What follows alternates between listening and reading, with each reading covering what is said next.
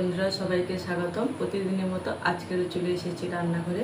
আজকে রান্না করব এই যে চারা পোনা মাছ আর ঝিঙে আলু দিয়ে পাতলা ঝোল। এই যে ঝিঙে আলুটা কেটে নিয়েছি আর শাকের তরকারি। এই শাকটা অনেকবার রান্না করেছি। এটা লোটে শাক, লাল লোটে শাক। এই লাল লোটে শাকের ঝোল অনেক তরকারি। এটা বাগানে অনেক হয়েছে, তাই শাকটা রান্না করি।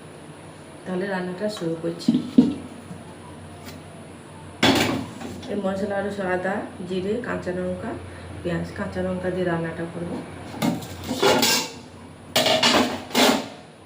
কড়াইটা গ্যাসটা ধরিয়ে নেব, দিয়ে মাছগুলো ভেজে নেব। মাছগুলো ভাজা হয়ে গেছে, এবারে তুলে নেব।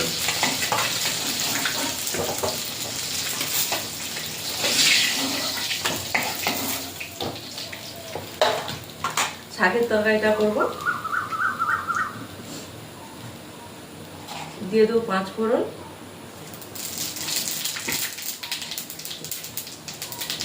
পেঁয়াজ কাঁচা লঙ্কা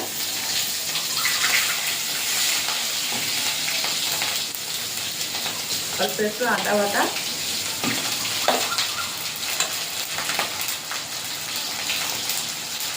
হলুদ আর দিয়ে দেবো একটু ঝোলের গুঁড়ো।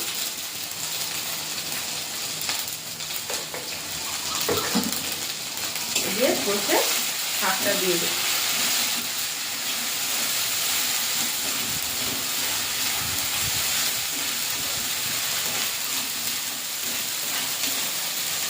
এই কষানো হয়ে গেছে, এবারে শাকটা দিয়ে দেবো।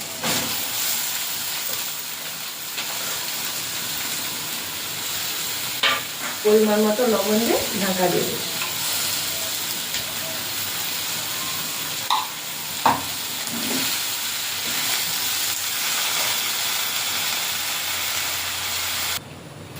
শাকের তরকারিটা হয়ে গেছে, এই দেখুন এইভাবে শাকের তরকারিটা করে এবারে নামিয়ে কড়াটা দিয়ে বসিয়ে দেবো। এই শাকের তরকারি একটু বড় বড় আলু থাকবে, খেতে ভালো লাগে।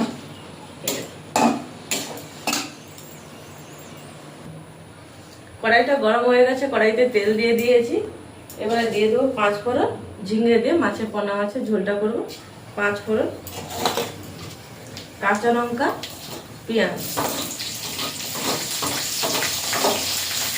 পেঁয়াজটা ভাজা ভাজা করে নেব।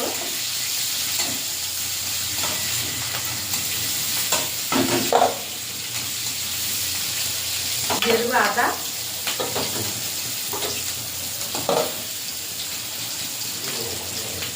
হলুদ,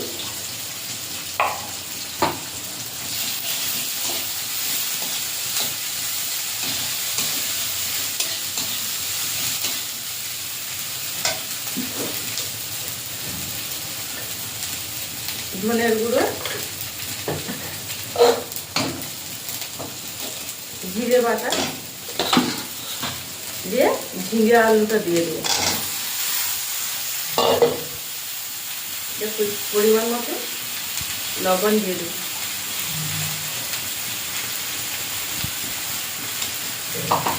দিয়ে একটু ভালো করে কষে জল দিয়ে দেবো।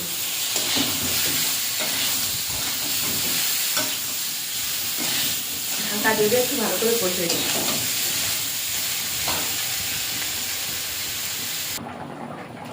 মাছের ঝোলটা হয়ে গেছে, এরকম এবারে নামিয়ে নেব।